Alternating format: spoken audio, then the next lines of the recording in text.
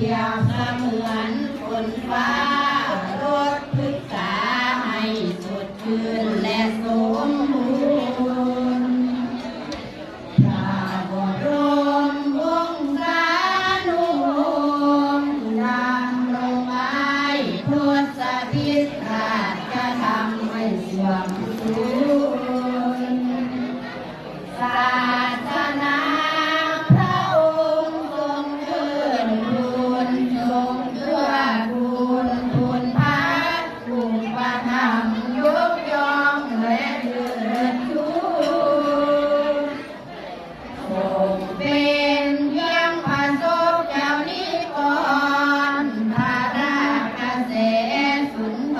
รสุพิษทรงเตือนจิตให้รอบรู้ไรทุ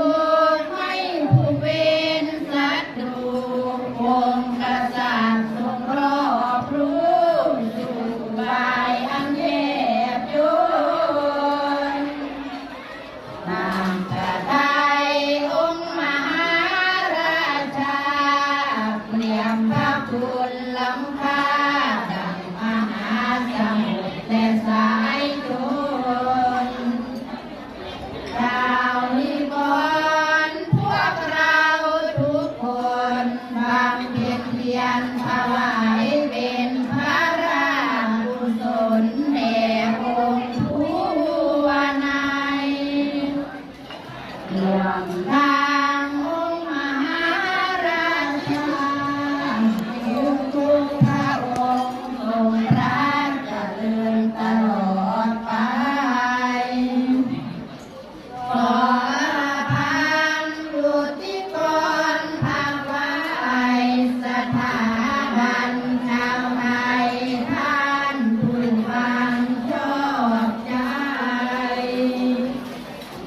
โปร